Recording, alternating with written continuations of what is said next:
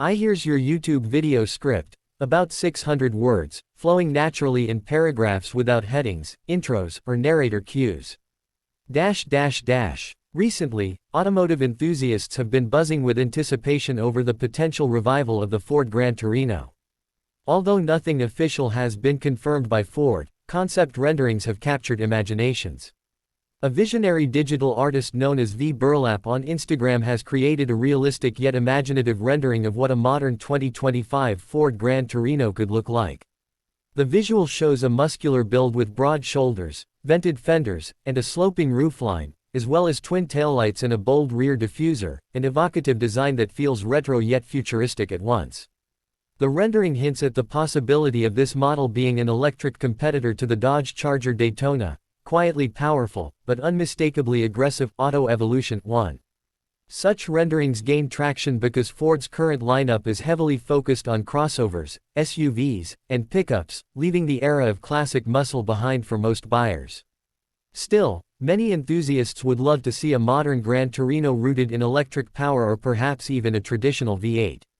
The concept gives hope for a future where the Torino might return, not to replace the Mustang, but to stand alongside it with its own identity and purpose. Auto Evolution 1, HotCars 2. While speculative modern versions spark excitement, nostalgia and legacy remain at the core of the Gran Torino story. Recently, one of the most iconic Gran Torinos, used in the 2004 Starsky and Hutch feature film, was listed for auction.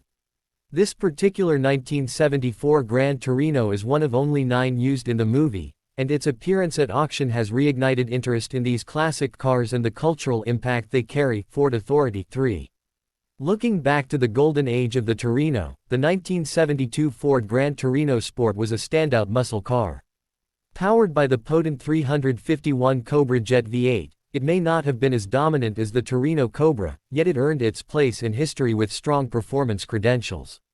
That year, almost 500,000 Torino units were sold, marking it as the best-selling intermediate in the US in 1972, an achievement that even outpaced the Chevy Chevelle. Auto Evolution 4, Wikipedia 5.